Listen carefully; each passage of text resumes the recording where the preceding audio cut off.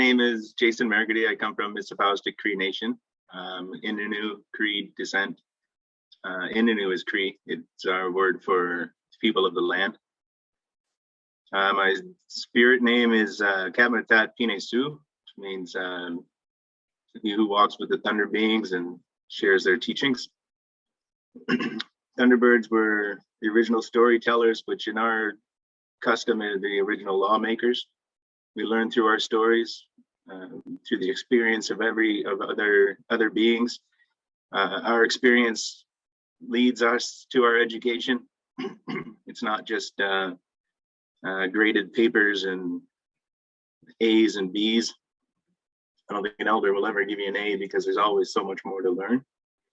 I've been asked to talk about treaties and lawmaking from an Indigenous perspective. I'm not an expert in anything. I'll probably not be an expert even when I'm 75 years old, simply because there is always something more to know, something more to learn, and I look forward to continuously learning those processes. So the last time we talked, we left off with kind of a question, and if you guys want to open up with that, we can do that, or I can just spill more beans if you need. The question was, what can you do to honor that, or to honor your part of the treaty relationship?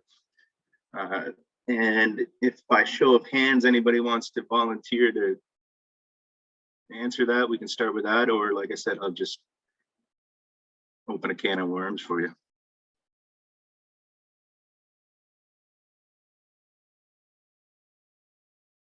Okay, seeing no hands, I guess I'll just start my spiel. So even in the 17th century, after the Royal Proclamation of 1763, where the king said, you can't just go into Indigenous people's lands and take over their lands without a full consultation of all the men, a full consent of all the men in that nation. We talked about how it was inappropriate to not include our women because our women held great power in our communities, especially in terms of settlement and quote unquote property. But also in those negotiations, it's quite well documented that, well, it doesn't take much to imagine. You're dealing with two different dialects of individual at any given time, sometimes even more than one dialect, whether it be Ojibwe and Cree and English. And the language of the treaties in the text is very legalese, English legalese. So during the negotiations, you have to consider, even with an interpreter, it was very hard to describe to the Indigenous people what was really being asked of them. What we did understand from those were the peace and goodwill. The government likes to claim that it runs on peace and goodwill, and there be balance and equality for all, yada yada. But the Indigenous people didn't see anything like that until starting in the late 60s, when we were given the title of human being, and in the 80s when Canada created Section 35 in their constitution. So peace and goodwill, while it sounded good through the text, it was only on text. We didn't actually experience that peace and goodwill in the relationship with Canada. And even to this day, I think most of us would say that we're still waiting for some actual relationship building. But also during the negotiations, it wasn't uncommon that if the Crown was having difficulty negotiating with one, say, chief or some community representative, that they would select somebody from that community that they could work with. That became even more prominent after the Indian Act, because the Crown would select who would be the chief of the First Nation. The Indian Act changed our leadership selections. In some cultures, you would be born, once you're born, the grandmothers would take a look at your spirit and they would have ceremony over you. And through that, they would be able to determine what your course was going to be, what your path was going to be, what you're intended for, what you're going to grow into becoming. So a hereditary chief or a customary chief at that time would have said, no, there's no way I'm giving up all of my rivers and lakes and land and forests and everything else, and animals, for you to give me $5 a year, right? Like, it was just unheard of. But that in negotiation, we were led to believe there was going to be some different outcome. Like, we would be able to stay within our own terms, our own governance, and we would continue on with our way of life, our mode of life. And mode of life is that's our sustenance, like how we survive. But what the Crown has done with our hunting is limited it to being able to feed our family and close relatives, maybe some community members, as opposed to being able to commercialize fishing. And I think there's one in Nova Scotia that's a First Nation owned commercial fishery. In Manitoba here, we've been fighting for that for the whole time, a long time. And if you recall, when we talked about the treaty in the York region, the Winnipeg or the Toronto Purchase, one of the agreements in the Toronto Purchase was that the Indigenous people would have exclusive right to fishing in that territory, exclusive right to fishing. I beg you to go out there and find one Indigenous fisher right now, because it probably just won't happen. But also in negotiations, when we're talking about terms, we're also talking about a term of ownership, terms of ceding the land, surrendering the land. And it was so foreign to us that I've talked to elders quite a bit about what language could have been used during that time. And it's erroneous. There's no word for surrendering the land, because the land didn't belong to us. We knew that we had a relationship to the land and an agreement with all of creation to take care of the land just as it takes care of us. So how could we possibly surrender something that was it had its own autonomy, it was its own entity. It didn't belong to us, we belonged to it. And just the idea of it having a value of $5 or a minimum value to us was just completely foreign.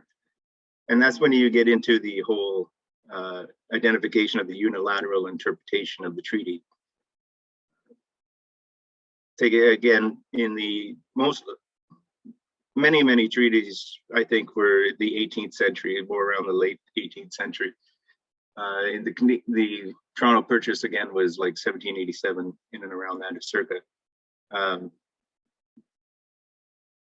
But that language barrier exists and still exists today, because there's no term for ownership, there's no term for ceding and surrendering what that land and resources are. So in our interpretation of it, in the Indigenous interpretation of the treaty, it was that peace and goodwill, the friendship. It was about sharing the land in the same way that you would share a neighborhood with your other neighbors. But we would have relationships, we would take care of each other. And the early section 9124 of the Canada's Constitution, which was 1867, the early parts of that Constitution were recognized as being protective on Indigenous rights, to protect the interests of the Indians. And that stems from the Royal Proclamation, where it says you can't just go in and take land. Section 9124 was supposed to protect our interests, but we never had consideration of what those interests were.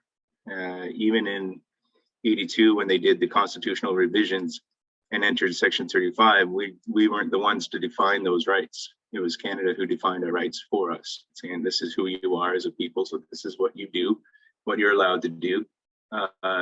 There's been cases where a band has tried to set up casinos on their land to generate revenue, and that's been completely shut down because it's Indian land, and everything about the Indian land is supposed to be communally held, which is it's a great concept, but it's also kind of defeating in some ways, because we're the only nation on these lands that we can't benefit from our own resources. So if we did find like a diamond mine, we wouldn't be able to operate a mining line or a diamond mine for like half a century or however long it takes, because we're supposed to preserve that land for future generations. And that's something that's within our own culture, that everything we do protects the future generations. We have the land as part of a temporary loan to us for them. And it is our responsibility to ensure that they have lives as good or better, preferably better than what we live today. So again, when you're talking about the treaty process, and you're talking about my government respects your government, so you can make your laws and we'll continue to make our laws and we'll coexist. There's no coexistence when one nation is directed on how to operate their government and restricted from the economy that their land can provide for them, right? And even Section 35, like our nations have known each other for a long period of time, like 16th century, 15th century, even sooner. And it takes one nation hundreds of years to establish something along the lines of saying, oh, they're a distinct group of people. We'll recognize them as a distinct group of people and we'll respect them. And this is the reconciliation era of 300 years of colonial conflict, of Indigenous people saying, no, you can't steal our children. No, you can't use all of our fish. No, you can't have this land. And it's within our absolute treaty and inherent right to protect those relationships, to protect those parts of us. But what we've seen is, as everybody knows, residential schools is the greatest experience, as opposed to allowing Indigenous people to grow in their own way, which is how we understood the treaty. We were defeated by going to the residential schools where we were taught that we were a lesser being, our ways are weaker, our spirits don't exist, our language is muffled and wrong. And again, that goes back to the interpretation of the treaty. First off, I've never heard an elder accept that we have surrendered all of our land. And most certainly, I've never heard anyone accept or acknowledge or even iterate that we have surrendered our sovereignty. That at some point the Queen showed up and said, hey, you got some beautiful land, I'm going to rule over you. And we were like, yeah, cool, rule over us is what we need. And we had, the only reason they made treaty with us was because of the conflicts between settlers and Indigenous people, and the recognition that we were caretakers of the land. We are very much caretakers of the land. And that's the role, that's our treaty relationship with Creator. So again, when we made treaties, like I said about 1764, the Treaty of Niagara, which was bringing into force the Royal Proclamation 1763, because that's when we lifted our pipes up. That's when we had our ceremony. And to us, that's how we entered into treaty, because we recognize our interconnected relationships. The holistic approach for us quite honestly means that it's inseparable. Like my relationship to the tree outside my house is inseparable from my own identity. My relationship to my dog, albeit sometimes regret it, is an inseparable relationship, and I am responsible for him as a caretaker, not as an owner, not as a pet owner, but as a caretaker. And that was the relationship we were entering into with the treaty, where we would all come under Creator. And I don't personally talk about Creator as though it's a god, you know, like set up a shrine and let's all go have a heavenly host with Creator. To me, Creator is everything that has life within it. And life within it, again, from our perspective, includes rocks. We bring rocks into ceremonies because that's where the grandfathers come from, and they share their wisdom. They've been here so long. They share their wisdom and teachings with us in those lodges. So again, when we're making treaty with people and they're saying, well, we're going to come and take your rocks, we're like, well, you can't take our grandfathers because that's who they are to us.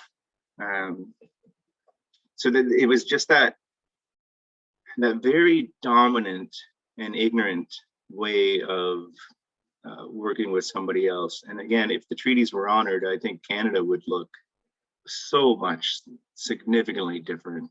I can't say that Winnipeg wouldn't have as many potholes as it does, but national parks and provincial parks would be recognized as something a little bit different.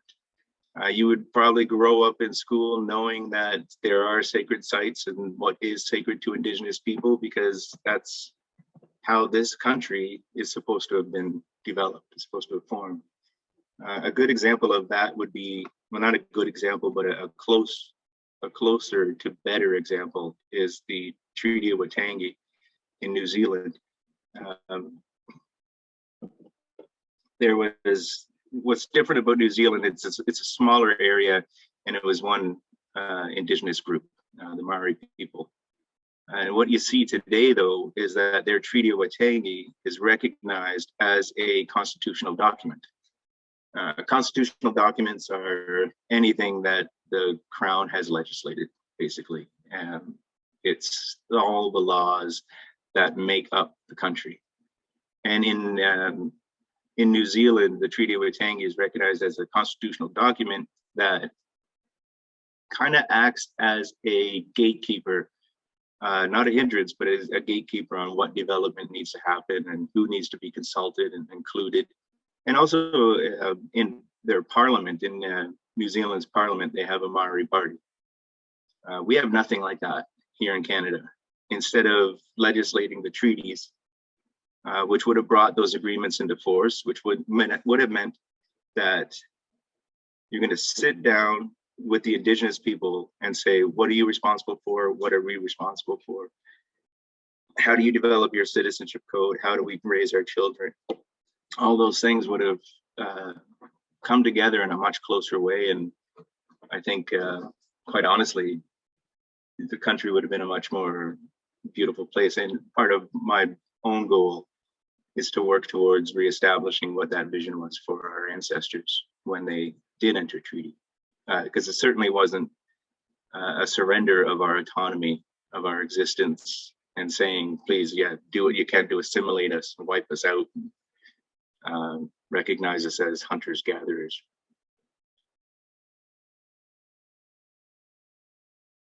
It's a lot of work. There's not one area of Indigenous lives that isn't touched by colonialism. Citizenship, they decide who's an Indian. They decide what Indian gets to go to school through funding envelopes. They decide what you can do with your land and what you can't do with your land. They decide how big your fishing traps need to be, even though you've had centuries of being stewards to the fish, knowing that you're not going to overfish because that's not how you take care of your relatives. And that, again, that's that inseparable relationship. So when the treaty is broken by the Crown through unilateral interpretation, it's not just broken between Indigenous people and the Crown, it's broken between the Great Spirit that we brought into those treaties. And that's what the lifting of the pipe was to say, we acknowledge that we're entering this agreement with these people. They're on our territory and we're going to share this territory with them, and they will accept the responsibilities that we have as Indigenous people to the lands. And that was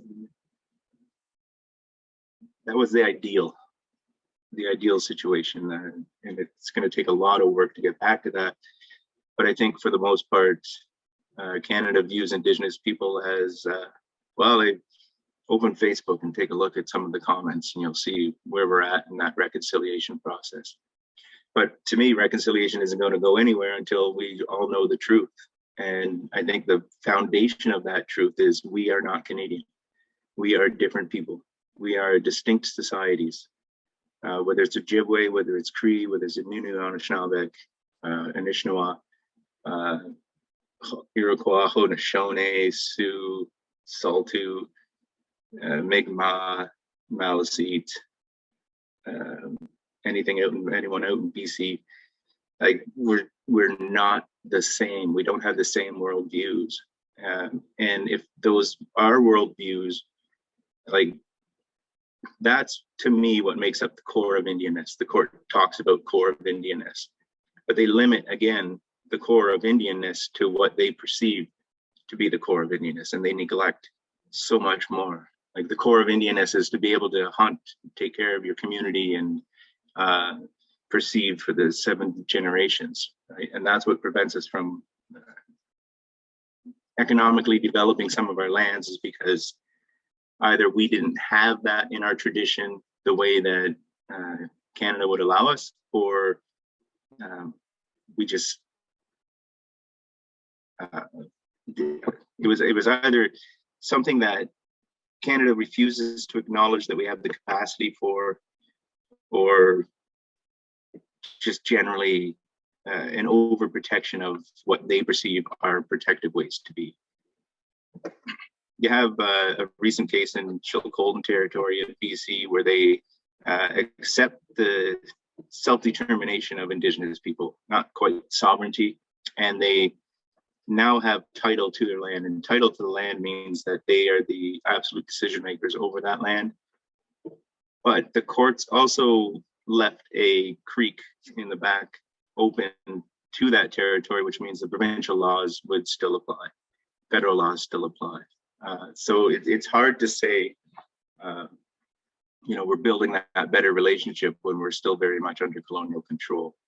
And I think, like I said, in the treaties, when we entered it as a way of coexisting, as like, oh, these are going to be my new neighbors. We'll enter peace and friendship treaties. We'll enter the goodwill and peace. We'll enter a sharing of the bounty. And if that's what it was, which is what our ancestors thought they were getting into, then there's no justifiable reason why we have to spend so many millions in Canada's courts to reach decisions from their court systems. We would, one idea that we have at Treaty 5 was to establish a treaty tribunal. And that exists in the treaty in New Zealand as well. What happens there is when there's disputes that arise about what the treaty meant and what the agreement was between those two nations, then it goes to a tribunal.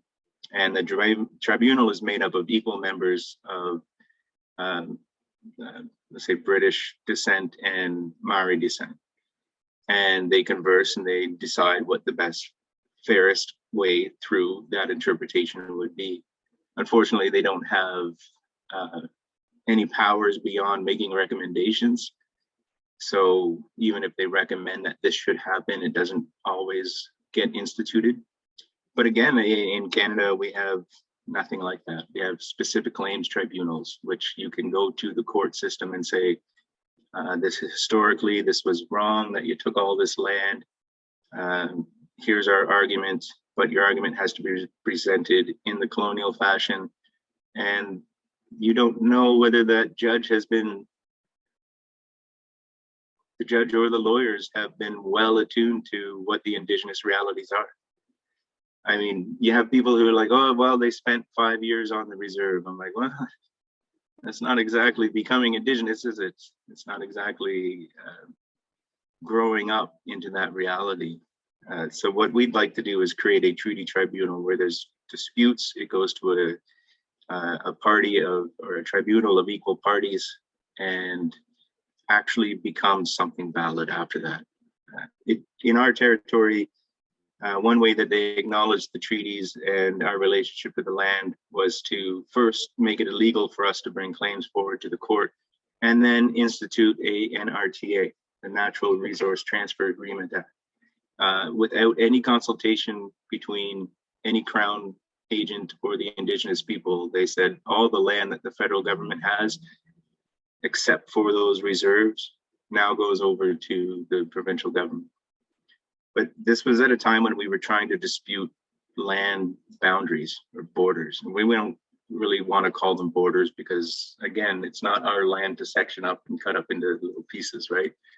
But if we're sharing it, then we could say like this part of the territory holds more value to us than it will allow you to hold the value of the other side of the river or whatever it is. So anyway, the NRTA came into force and further depleted our rights and our reality, our ability to teach on the land. And you'll hear that a lot from Indigenous people is like teachings on the land. And that's well beyond hunting, trapping. I mean, like you go to a poplar tree, and the poplar tree is dark on one side because that's the side that it's south, right? The south winds and all that stuff. And you learn how to navigate through this land by observing that. There's a kind of a funny story that I could probably share with you about the birch bark.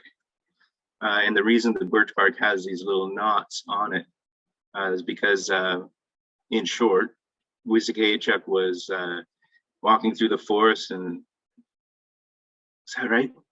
Maybe I shouldn't share that story. Anyway, essentially, the markings on the birch bark are basically assholes, and it was our way of teaching each other to not make fun of one another because you'll get scarred or targeted as being an asshole. I don't mind screwing up that story for you. Something I like to keep a little close to the chest anyway. But the question is what your responsibility to upholding the treaty and honoring your half of the treaty is, then how much do you understand about Indigenous sovereignty? What does Indigenous sovereignty mean to you? There's a difference between sovereignty and self-determination. Self-determination is Canada's way of saying, we're going to allow you this degree of authority. But again, the treaty didn't limit our authority. If the Crown didn't have those treaties, then all of Canada would be absolutely, illegitimate. And I think we'd still consider it illegitimate because those treaties weren't honored and they're incomplete. So that new relationship has to exist. But there's a truth behind it that has to be told. So that, to change the question a little bit from, what is my responsibility to the treaty, but how do I understand how do I understand my responsibility in accordance with the sovereignty of Indigenous nations? And if you don't, then I'd maybe recommend that as a first step. I think the second topic was more about lawmaking. I can't really answer that because I wasn't alive like 5,000 years ago or 10,000 years ago when the laws were being made. But they do come from, I guess, two different places. One would be the spirit world, and the other would be our reality on this earth. I guess that's kind of a highlighted way of saying where our laws come from. They come from observation. They come from experience. They don't come from like what we see in colonial law, where it's primarily punitive, punishment based. Do this and you'll be punished. Ours are more like you're human, you have an experience, you aren't going to get it right. And if you don't get it right, then accept that you don't get it right. Take accountability on the fact that you didn't get it right and try to do better on the next one, right?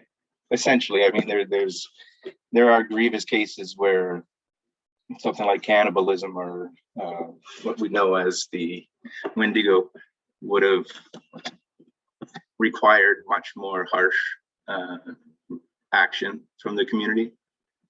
There's stories of a Wendigo spirit overtaking a man and turning him into a cannibal, and that spirit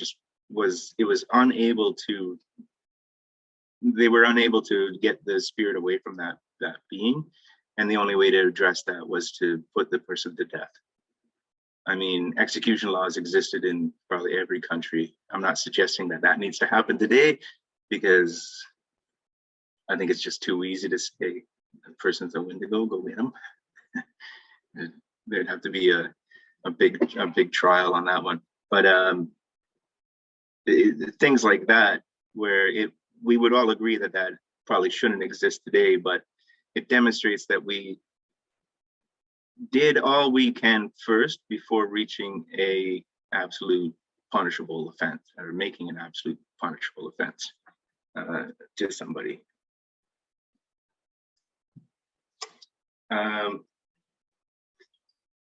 Lindsay asked a question kind of about the violence against women thing, and that issue is it's as complicated as it is painful. I probably won't even get into it just because of that. That's a conversation better for somebody who works at like maybe Ontario Native Women's Association. I'll just jump in. The reason why I said that is like as an example of something within the community that has its own sense of like community response and accountability. Way back in, like, say, for example, and I use that example as like, if someone was to ensue violence against a life giver, for example, or the children, oftentimes, at least I know from my own community, oftentimes that responsibility to dole out, not punishment, but it's what was seen as fit to be accountable to that. The equivalent of that would be residing with the clan mothers, right, and the grandmothers, as kind of the leadership within the matriarchy and the leadership with, but sometimes an example of that would carry, you know, a kind of demanding accountability. Right, and I think that's the basis of it, was the accountability. We're dealing with populations of 600 to multiple thousands, and impoverished people too. So, well, we are now, but it made no sense to us now as much as it didn't make sense to us then to have a hostile relationship continue on. If somebody stole from you, it made no service to the community to hate that person and their family for the rest of their living lives, right? So it was important for us to be able to go back to that original treaty of saying we have that interconnectedness. We have a responsibility to maintain that interconnectedness. Yeah, and over the time, since the time of colonialism, a lot of that has been adopted, I think, through force. Would be one way to say it, like punishment for not attending school. Well, you know, parents had guns pointed at them if they weren't going to give up their children to go to school, or they would be out trapping, come back, and their children would be gone, and the mother would be sitting at home crying because there was no way she could stop the RCMP from coming and taking her kids.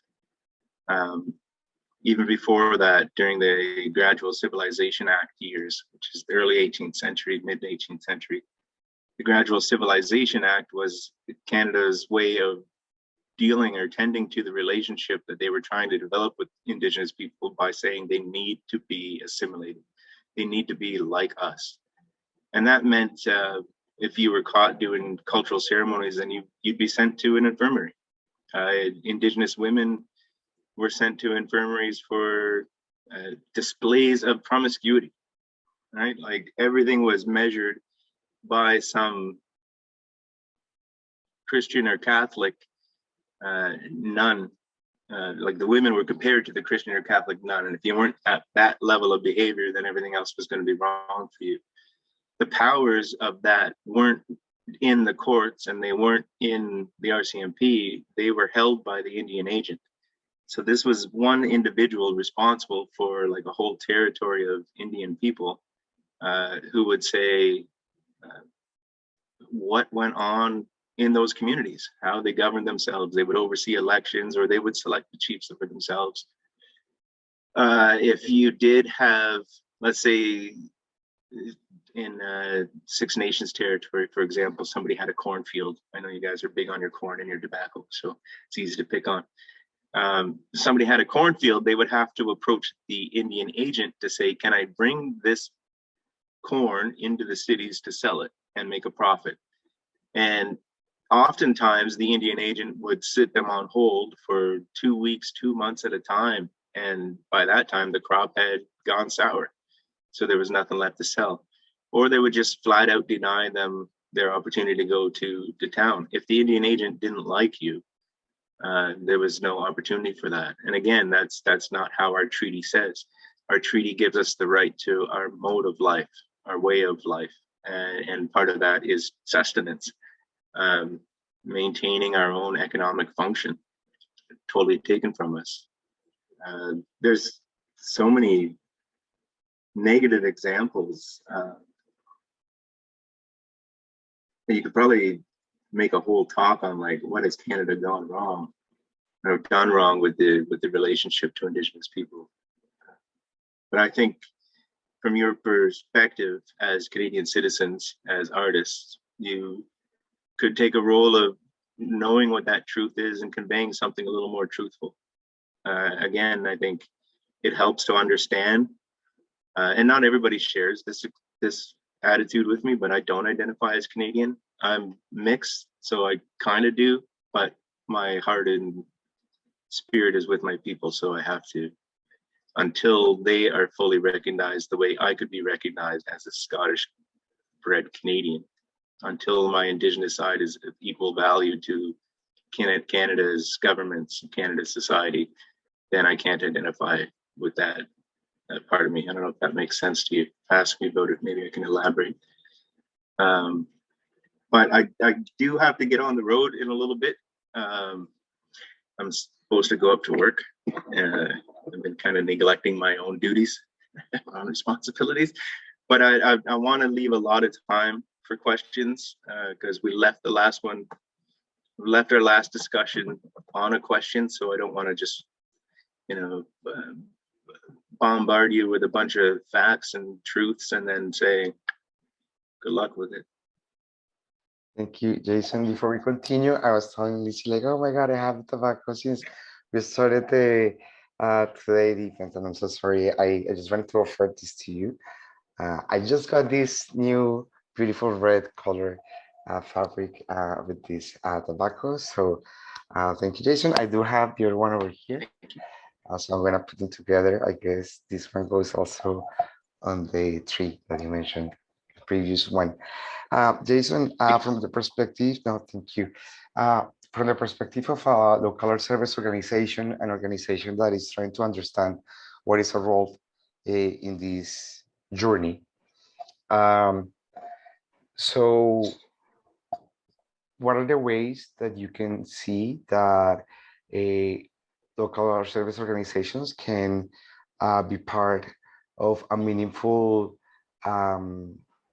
building a meaningful relation with Indigenous community members? I remember once one Indigenous guest speaker at an event, he talked about like, oh, maybe we can ask Tim Hortons to give us this Muskoka camp that they have for a couple of weeks for free, because they're using the land, they're taking advantage of that territory, in this case of like urban indigenous or like organizations that work in urban areas.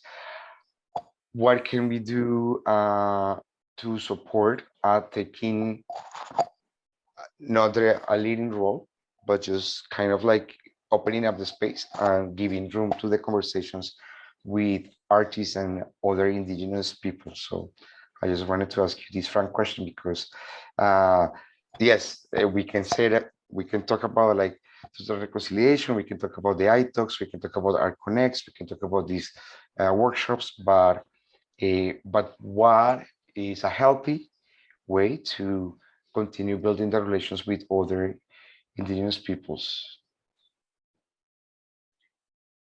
It's kind of a individualized question, I guess. As an arts group, I think what you're doing is a terrific start, at least. It's happening more and more.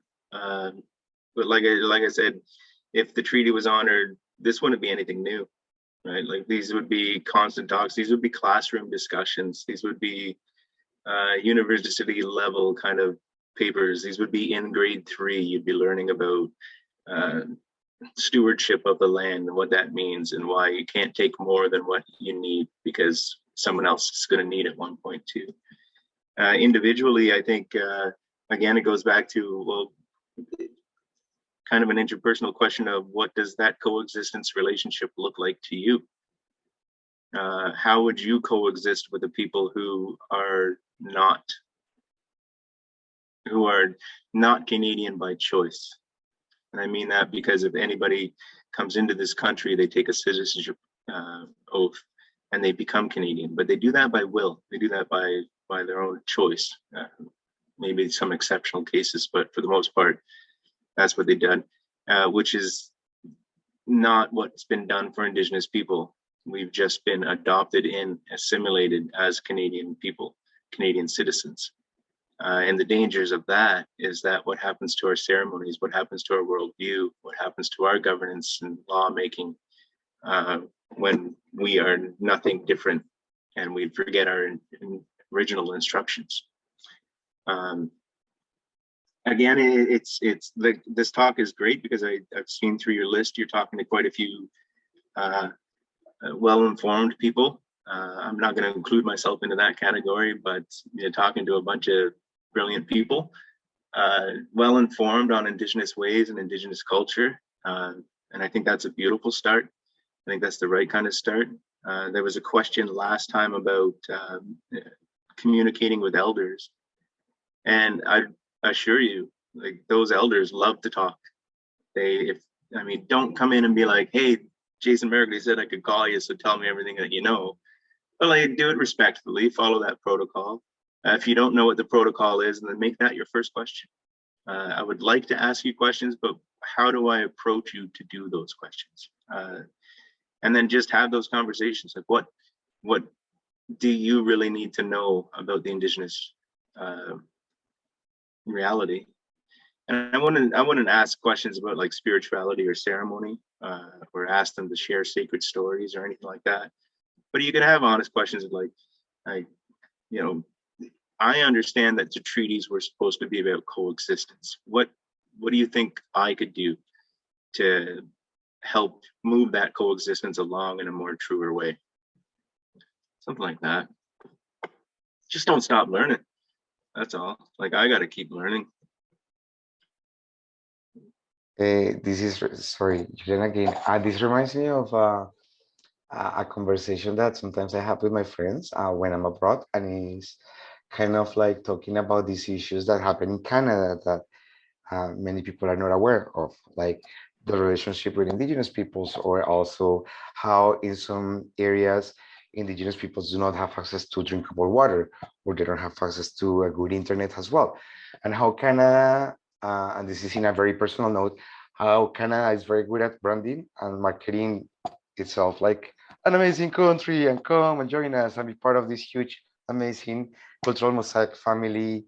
And then when people arrive to this land, of course, we start understanding and learning about the issues that Indigenous peoples, the first care, the gatekeepers, like the keepers of this land, have suffered and going through. So in my case, for me, it's also because you mentioned it last week, the truth can be harsh. So it's also about how we can talk about this frankly. And for me, a very small action item that I like doing is talking to my friends that are not here about the issues that happen inside the country, because once again, that those realities are not shared broadly around the world. Residential schools became a topic, an international topic. So that's kind of like the only item that many people know about what is happening in Canada with Indigenous relations and the government. But in general, people are not very well aware of the situation. So from my perspective, if you're asking me, one of my action items is kind of like talking about these things as well that are happening in the territory. I appreciate that. I think you'd find I'm very much the same. I'll be in a gas station lineup and hear something, and all of a sudden I'm engaged in some discussion about, like I'll take the Governor General's ear and I'll tell him I don't like what he's doing. I'll talk to the former Supreme Court judge and I'll be like, oh, I think you have a higher responsibility than that. So yeah, I like that. You do have to be careful because some people are just absolutely resistant to those discussions and that truth. They have this perception that we're a tax-free kind of handout society, and that kind of attitude always leaves me so perplexed because I'm like, but do you know how it is that you're on this land if you're calling anybody a handout? You know, blaming anybody for receiving a handout while you're on the land that you can't even acknowledge the history of. Yeah, it's so you have to be careful on how you're talking to, who you're talking to about certain things, and that's my approach. Is very much I try to stay in a place where I assume ignorance, and not to be condescending to anybody, but I know that Canada's education system doesn't teach the things that I've learned. So if I'm sharing that with somebody, then I know that they've gone through the same education system that I've gone through in a classroom setting. So I know that they don't know. And I'm okay with them not knowing. What I'm not personally okay with is people saying, well, that doesn't affect me. That has none of my business. That's no reality. I don't care. It's not a reality of mine, right? Like staying in that ignorance, but that's just the other person. That's, you can't help everybody. The thing about the residential schools that I wanted to mention too was in our treaties, in the numbered treaties, education was a part of those treaties. And it says in the wording itself, it says every reserve shall have built for it a school for when the said Indians are ready. So first off, when are the Indians ready? Like who decides that? Because 2 years after the signing of Treaty 5, many chiefs sent letters saying, we're ready, we want a school, build us a school, because we recognize that coexistence, right? It's a change in the world, and we want to know how to do statistical calculations like anybody else. I mean, who wouldn't want to know the Pythagorean theory, right? But those requests were ignored. We wanted to properly delineate the land so that we could have the correct amount of housing, because every family of 5 was promised a certain number of acres. So if we did a proper census, if we did a proper calculating of what that land would be, our reserves would be, first off, a lot bigger now. And what about expansion? Like since that time, they didn't even build enough, or we didn't have enough housing for all of our people at that time. So imagine how much detrimental it is now. We just did a proposal for CMHC, Canadian Mortgage Housing. They hold the file for Indigenous housing. We need about 60 new houses just based on the population. And we're getting, I think, 2 or 3. It's a significant number. The other thing about that housing is it was often used as an excuse, and this is why we're combating it by writing our own child family services law, which again won't look colonial. It'll look like what our value-based society, our value-based laws would look like. But housing as an excuse would be, you're not supposed to have a boy and a girl share a room. Well, the house on reserve only has 2 rooms. So either the child sleeps with the parent their whole life, which most of us don't want to, or kids are on the couch, or there's just no room for them. So it's easy for child family services to come in and say, you know, you don't have the proper housing for these children, so we can't allow you to be an adopted parent or something like that, right? And if you can't adopt your brother's child to keep him on the reserve and in the land and in the culture, then that child is easily removed. And that's something that we're continuously combating against.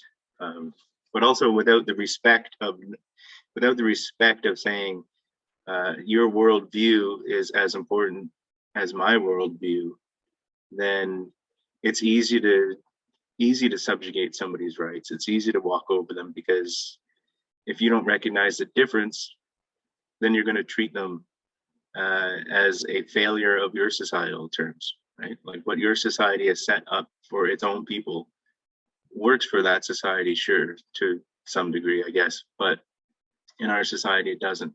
And when it's punitive based, it doesn't work for us. But what's imposed on us, as much of what Canadian culture, crown culture, I guess you could say, has been imposed on us, is a lot of what we have to move away from. I think when you're discussing it with people too, is like I don't even talk to elders. I'll talk to them about treaties, but I won't offer what I know to the elders, because I know that I'm in a place of humility, right? Like I'm honored to be able to talk to the elder in the first place. So I'm not going to go toe to toe with them about what I know and what they know. I'm going to, shut my spirit up, mute my mouth, and take in a teaching.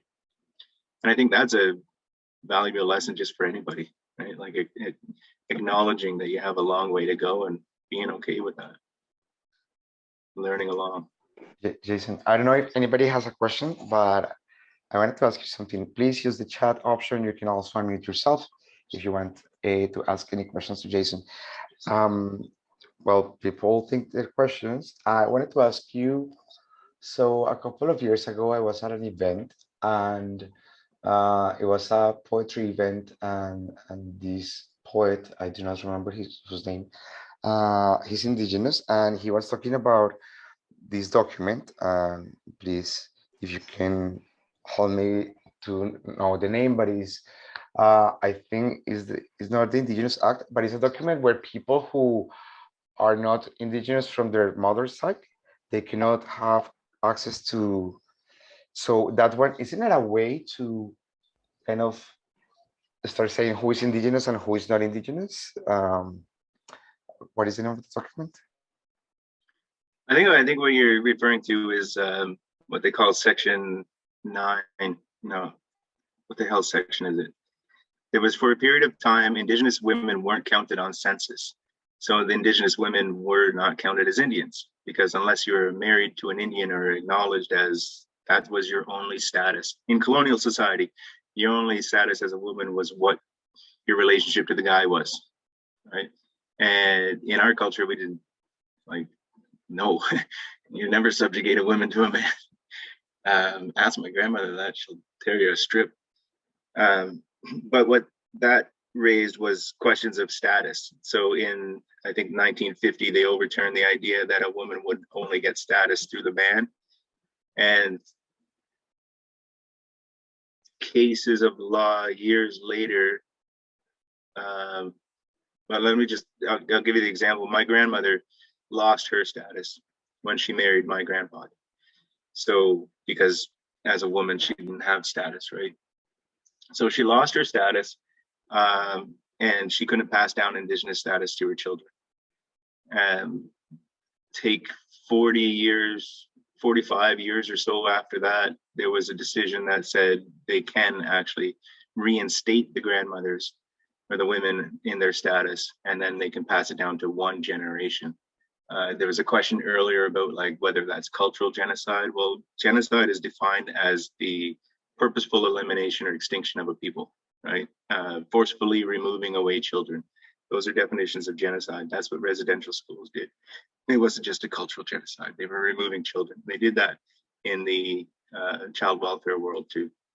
But anyway, so my grandmother regained her status and was able to pass it down to my father, who regained his status. But I didn't have status. And even though I come from this lineage, there was no recognition. My grandmother recognized me as her grandchild. My father recognized me as his child, but the Canadian government was like, well, no, you're a different kind of child. And I said, you're a different kind of breed altogether, you are. So then there was a second case, which allowed me to regain my status. I can't remember what section something or another, section 9.2, section 9.1, status Indians. It's all based in the Indian Act. Like I said, the Indian Act governs every affair of our people. We're moving away from that in certain aspects. There's things called like the Land Code, which allows Indigenous people to take more jurisdiction over certain affairs of their lives, whatever's in that land code they write. but it's still a colonial document. It's still a colonial, like there's still restrictions placed on it by members of parliament. But the status question for me still exists and continues because my children, Canada won't acknowledge that they are Indigenous children, right? And I'm like, well, what the else would they be? You know, it's not like that's the elimination of a people. If that continues on and Indigenous people marry outside of their own group, and eventually there'll be no more Indians. So unless we have control of our own citizenship, we get to identify who our own people are. Exactly, the elimination of Indigenous people. And that's a reality that I've been trying to portray to people too. Because when we're talking about sovereignty, if we're not talking about all of sovereignty, then we're talking about slowly becoming eliminated by Canada.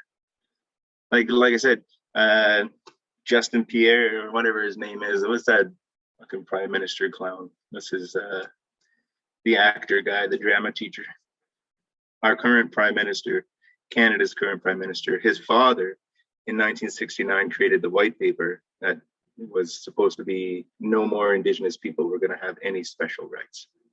That was fought against by pretty much every Indigenous community across the land. There was like caravans against it. There was books written about it. He called us citizen, what do you call it? Citizen less or something like that. We call ourselves citizens plus, which meant we get the agreement, we get the relationship with Canada, we get the rights that Canada provides for its people through our treaty, but we also get the rights that we provide for our own people through our own governance systems. Thank you, Jason, for so nowadays, so the government still chooses who can be named Indigenous person or who cannot be recognized. It's interesting because you're taking me to a point, maybe it's different, but it's similar to like in Canada, in Toronto, example, you are an artist when you're also recognized by your peers. So in this case, it's kind of like you're being recognized by your own family, how a government outside your own community can decide who is Canadian or who is not, or sorry, who is Indigenous or who is not. So is this something that is happening still, or this is something that you already have fought for as Indigenous peoples and now have the right? End of that. I would say nothing has changed except for the name of the assimilated policy. That's it. In the early 18th century, you had the Gradual Civilization Act, which was a way of saying Indigenous people needed to be brought into our way of thinking. They had to become acting as white citizens. So much so that it included, if say I was back in those days and I wanted to study school, I would go before a tribunal of doctors to express my whiteness as an Indigenous person. And they would evaluate me based on my whiteness, like my ability to adopt into white culture. I say white culture because that's just the reference of Crown. I mean, if your government's going to call me an Indian, then I'm calling people white. I don't give a shit, right? Like it's kind of a fair balance thing, but I don't do it derogatorily. I do it as a way of explaining what that relationship is, like who the primary people responsible for that were. So yeah, if you wanted to study in the university, you would go before a tribunal to express your assimilation, and you had to forego, which they called starts with an E, and I can't even remember right now. My brain is weak. You would give up your Indigenous identity in order to be adopted, to become part of the then Canadian society. But also, before I go to your wagon finger there, there was no guarantee that even though you went through school, you'd be treated differently. And when you came out of school, how are you going to be a doctor in a society that had no respect for Indigenous people, wouldn't even let them in their own bars, wouldn't even let them in the shared bathrooms, you know? Like the segregation was real. So what was the point of selling yourself out like that, other than the hope of having that relationship, that better future that you thought your ancestors signed into treaty for. Go ahead, Lindsay. Enfranchisement. Enfranchisement. That's it. I was just gonna say enfranchisement too. Kept thinking expropriation, but that's what they did to our land. Enfranchisement was the personal, and expropriation was the land. Okay, so, I'm going to call out people by names and say, oh, okay, what's your question? Remember we had homework from the last one, everybody? I can go. So I thought about your question, just even as myself, I'm obviously an Indigenous person that is undertaking this work and have been doing that for quite a bit of time. So it was a nice reflection for me to go, why am I so involved in reconciliation and bringing people and bringing things like this together, right? And I think it's interesting because I've had many conversations with, all different kinds of people, Indigenous people from different communities. And even in my own community, especially the Ongohowe, the Haudenosaunee people, because of the strong structure of, the Great Law and the Confederacy, a lot of individuals similar to Jason don't even recognize themselves as Canadian or participatory in that structure. And then also because of history have outright said, like, reconciliation is a pie in the sky. And also some people even outrightly saying it's not our responsibility as Indigenous people, which is interesting in terms of, what we talk about in this space. All of that for myself, I think why I'm so passionate about it. And they're correct. It really, if you look at the history, you look at what's kind of going on, and realizing that what we're doing in our communities is healing, right? Like, that's what we're really doing, is being able to reconcile with the history that we've experienced so thus far and continue to experience. So that's really what the work is from the Indigenous perspective, and especially within, I know for myself, because I speak from a very particular stance, being not only an artist, but also being involved in social services and supporting people through healing and advocacy and capacity building and ceremony, as well as being a shkabe, right? Being somebody who's a helper, a community helper in that way. So like, why is it important to me? And I think that the reason why I do this work, because I don't have to, it's a choice. And the reason why I think I do this is because I've been, privileged in my own right. Of course, I've had my own traumas that I've had to deal with and deal with daily. Being an Indigenous woman is one. My safety is constantly at the forefront of my mind, just walking out of my door every day. But that's, I think, really what it is for me when it comes down to, is that because of the advocacy work I do in other areas, I look at this as an extension of creating safer spaces for people to exist. And that seems like something that we shouldn't have to do. But I know from my own experience, acknowledging that, I'm not perfect, but I've been able to do enough work on myself to get to the point where I can handle the tough conversations, right? I can handle being confronted with violence because that's a reality of things that I've been through and have supported people to move through. And I also, just in my own spirit, feel very proud to be strong to the point now where, I look at it as taking up a warrior stance, right, to protect our communities. So in this way, that's my piece of why I find reconciliation programming so important, at least for me to participate in, is because I can show up in that way until everybody else is able to. Because everybody in my community and our communities will eventually. But it's more about, creating avenues where people will be safe just existing and expressing their identity. So hopefully I answered your question. See, and I've always honored that about you, because it does take a lot to willingly put yourself into that battle. And it is a battle because you're dealing with, many times you're dealing with ignorant people who have not chosen ignorance, but have been taught that their ignorance is the truth.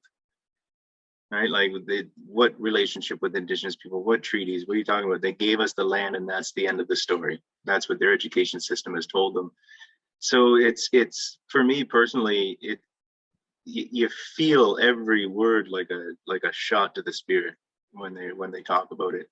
And one reason why I won't tackle the violence against Indigenous women thing is because I don't have the capacity to take that beating, to explain all the stories, all the truths about why that exists. And I know that there's not a lot of Indigenous women who can. And in the work that you do, holy shit, man. Like when I first started working at Native Child doing proposals, I was looking at all the negative statistics in just the Toronto region. And that wasn't even the historical wrongs. That was just what's the current situation. Children taken away, lack of people who didn't complete education. But as a sidebar, Indigenous people don't follow the same timelines as non-Indigenous people. We, for instance, would go out hunting and trapping for 4 months. That doesn't make us a whole trapper. But for 4 months, and then we would go fishing, and then we would do settlement, and then we would do ceremony, and we would have just these time frames of different activities in our lives. So to sit in a school from September to April or June is just, it's a foreign concept. It remains a foreign concept because it's not in us to actually sit through that. Anyway, that's a sidebar. It's the reality of like all the wrongs that have been done and continue to be done, from the romanticism of Indigenous women to the absolute subjugation of their individual autonomous ways of being, from the fact that they used to have so much and significant power within our communities to like zero to no power in our communities, unless that Indigenous men in that community are still aware of their own traditions. Right? So yeah, I mean, there's no envy on it at all. But like I said, when I was working at Native Child, looking at all the negative statistics, like 100% I was depressed for probably a good year and a half. Just like, fuck, I'm going into work to try to fix something that Canada doesn't give a shit to fix. And so that kind of goes back to your question too, is what can you do? You just like know that in accepting that we're distinct people, we also have distinct solutions. We also have our own remedies. We have our own cure. We have our own healing. We can take care of ourselves, right? We don't need well-intentioned do-gooders. Residential schools were full of well-intentioned do-gooders, and that didn't help us at all. What helps most, I think, is just, like I said, muting the spirit, listening, and accepting that person as what they're portraying themselves to be. And again, you're not going to get the same talks out of everybody like you're getting out of me or Lindsay. You won't. You'll get some Indigenous people who'll be like, well, yeah, I mean, I studied law and I'm a successful person and I love my lifestyle. I'm like, well, yippee shit. Like our Indigenous society gives back to our people, right? So there's been several times when my lifestyle has just like kind of hit rocks because I'm trying to do what needs to be done for the community, right? And that's just kind of the path I'm on. It goes back to my responsibilities through my spirit name, and it goes back to my responsibilities to my clan. Again, Bear Clan is about protecting families and upholding the treaty. And the relationship to the Thunder Beings is what teaches us our laws and having to carry that forward.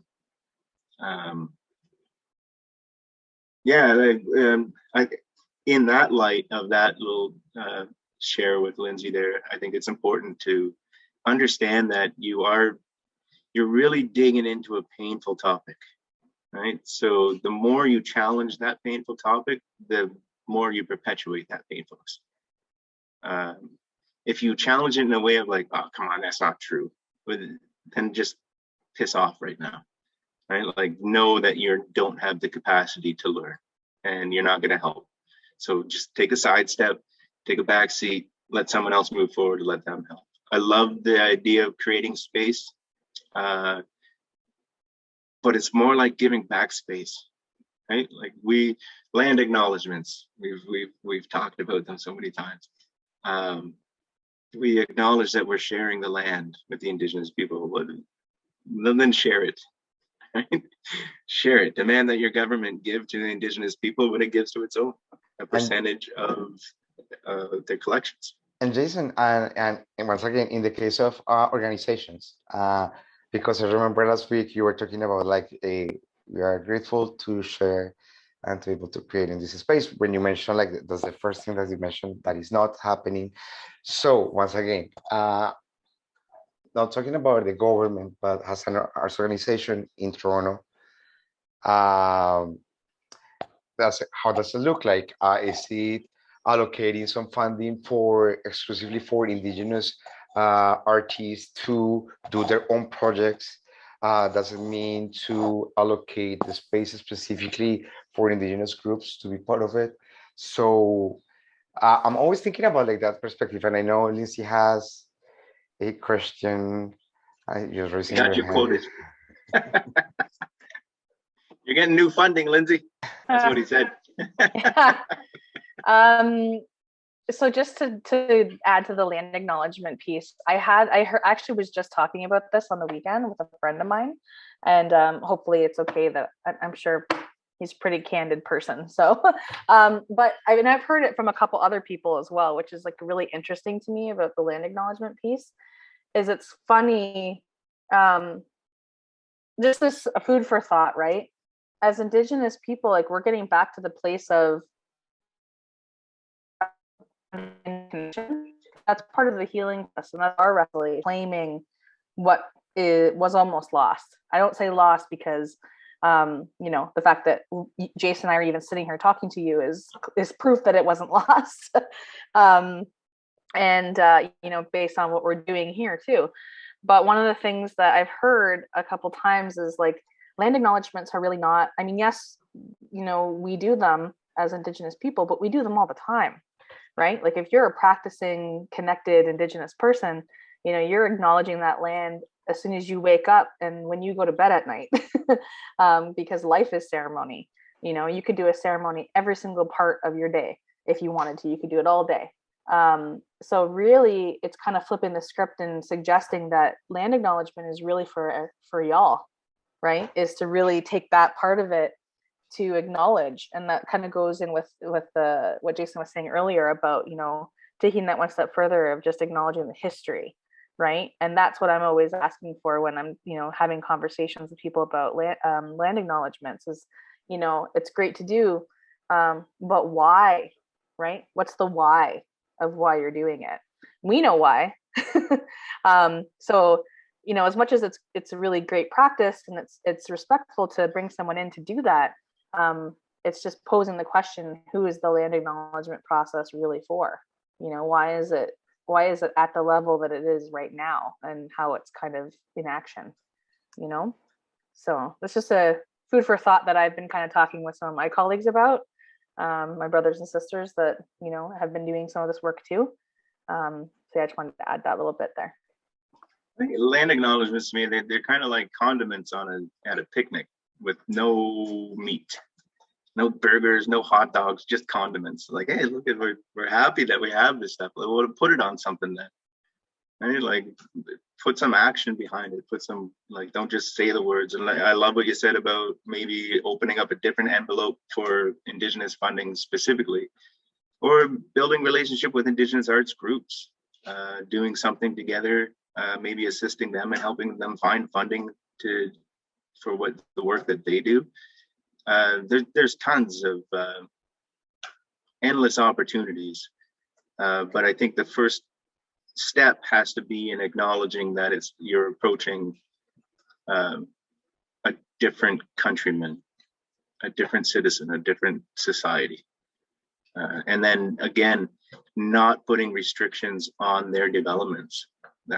That's what I'd said before. What drove me to study law was to get into a place of making our own decisions, because we were putting proposals into colonial bodies and coming back with the responses like, well, we won't fund something like that.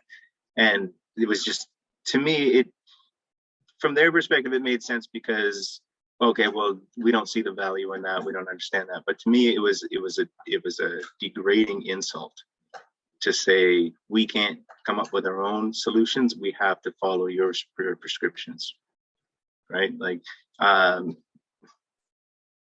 when you're talking about medicine, therapy, and all that stuff, we have the indigenous ways of healing, and I would much rather sit with an indigenous healer than go to somebody who's going to take notes on everything that I say or prescribe me some kind of medicine that I'm not sure of what the contents are. And that's how those no answers to the proposal came. It was like, well, we like that you're Indians, but we prefer you to be Canadian Indians. Like, be more like us and do it our way, and then we'll get along, right? So in any acknowledgement, if it says share the land, again, the land is inseparable from me. As an Indigenous person, this is me. The chiefs have said it before, I am the land. Right? I'm not a North American citizen, I'm an Inuk. I was from this land and I have responsibility to this land. So that relationship that I have is what you're asking to share. And in saying that, it's not just you're sharing the ability to take steps on the land. We have been offering to share that viewpoint of the land, understanding it as its own being, putting your fingers into the dirt, and like just appreciating that moment that you share with that land, right? Walking on it. There's like studies of like, well, walk barefoot on the grass and it like brings healing to you and stuff like that. I'm like, well, yeah, but it's not because of energy or science that it does that. It's because it has its own power. And so that's what we're sharing. So look at it from like, how can I share in that worldview? And please, for God's sake, don't share in our worldview in a way that you become the portrayer of that worldview, or you're the seller of that vantage point, because that will never work. Don't appropriate, just appreciate, and be honest about it.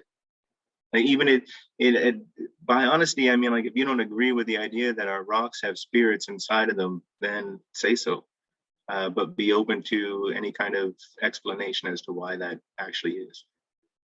Because Creator doesn't just make something and leave it. Thank you, Jason. So I'm not of time. I don't know if anybody has a question. Erica, you mentioned something on the chat. Thank you so much. I don't know if you would like to talk a little bit more about that, or if you are okay. Also, Daniel, Anna, Leslie, and who else is here?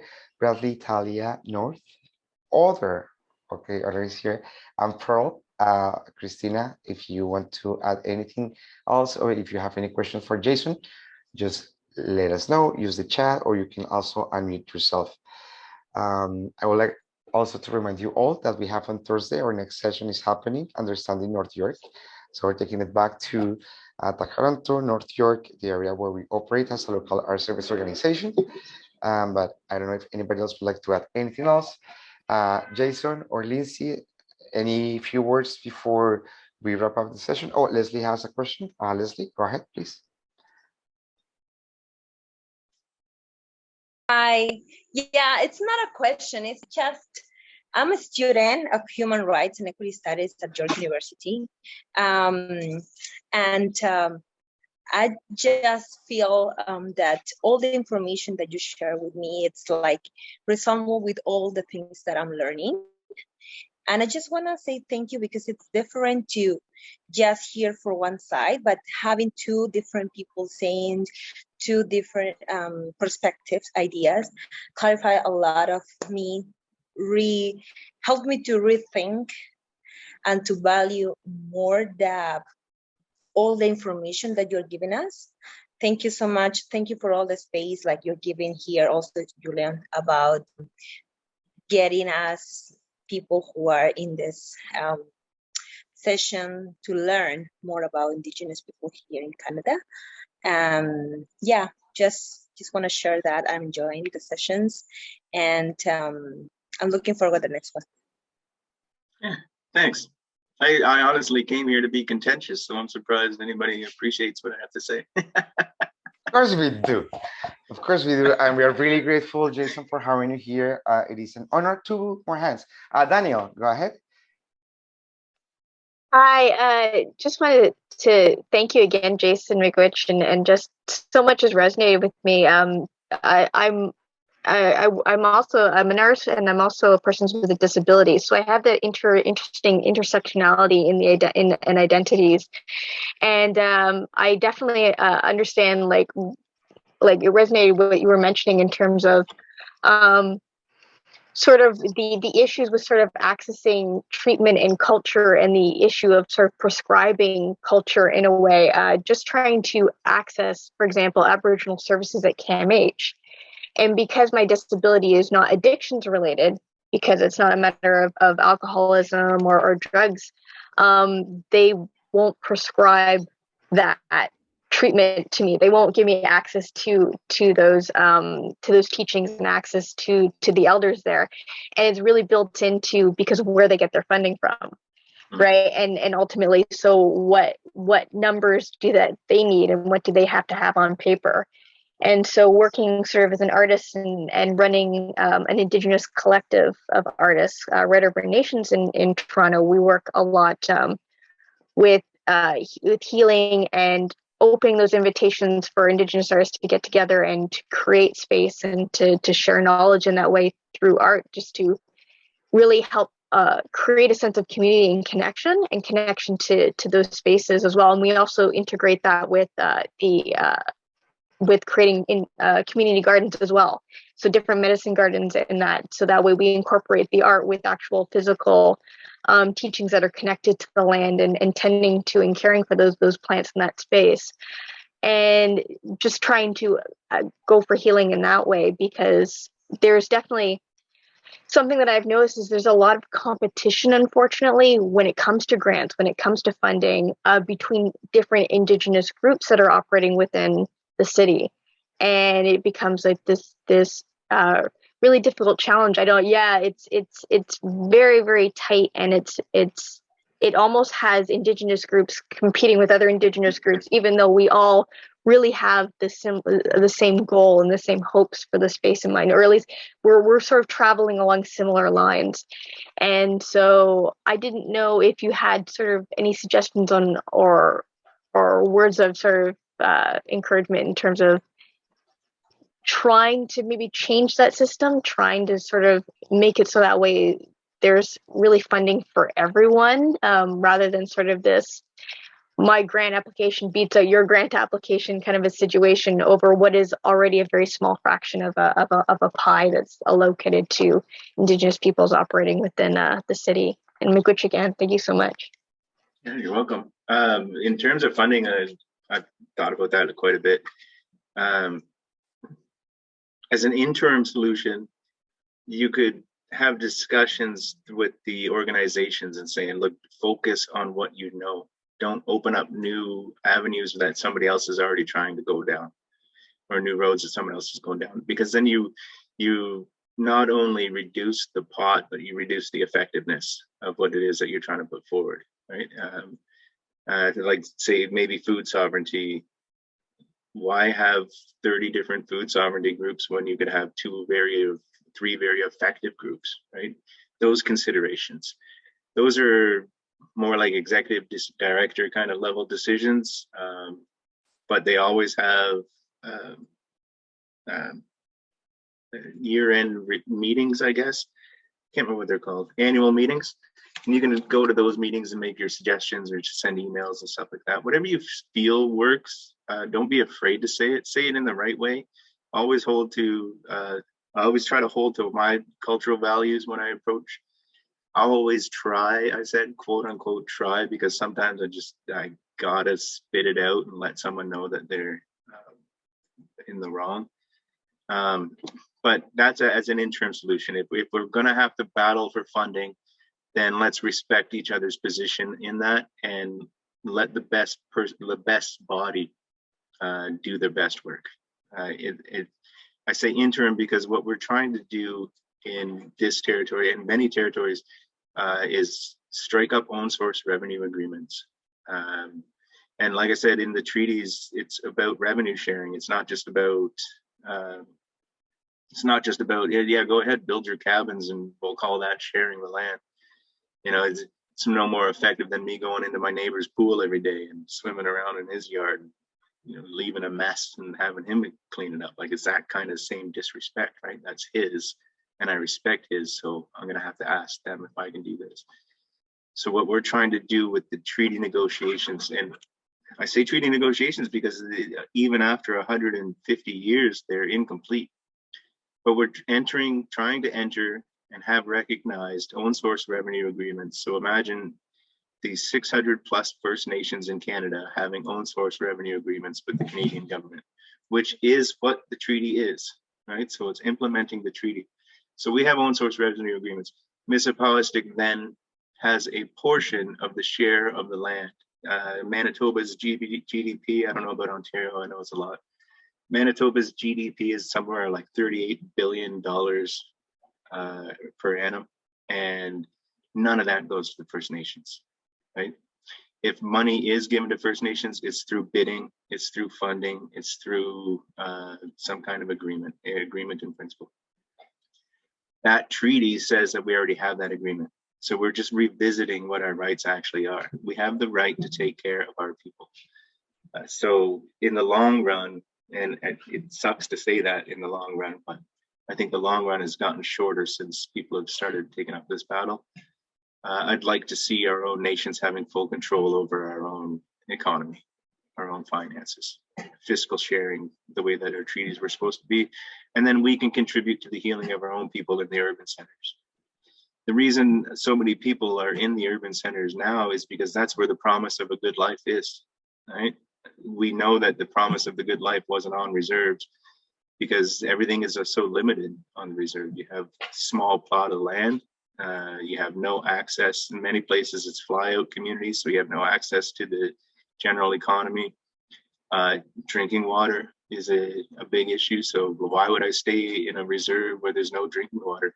Even though I have a relationship to the land, I have to survive, so I'm going to go to the city. Maybe you're suffering from some sort of illness of some kind, whether it's physical or mental or whatever. Well, the only services that exist for you are in the urban center. So now you have to go to the urban center because you have to deal with this health crisis. And that's a shame to us because we should be able to get our own medicines from home, but they made it illegal for us to practice our culture in such a way that we had to, put all those medicines into hiding, right? But in the short answer is see if there's a way to help your nation find their own source revenue sharing agreement. And if you can't, then put pressure on people to do it. Thank you, Jason, for sharing. Also, Lindsay has mentioned. Sorry, Lindsay's got more of like an organizational lens to it all, and I have like more like this is bigger kind of governance sort of thinking to it. Yeah, I think it goes hand in hand. Like it all is one of those things that has to simultaneously happen. And I think a big part of it that's really important, which I mentioned in the chat for Danielle, is really calling upon and even doing utilizing some technical thing. I'm kind of a nerd when it comes to administration.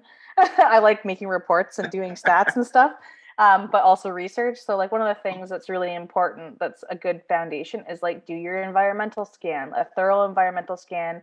And that's really, you can root it in Indigenous knowledge too, because if you think about it, it's kind of like bringing your circle together and going, okay, whose clan do you sit with? Who do you sit with? What do you bring? What's your name?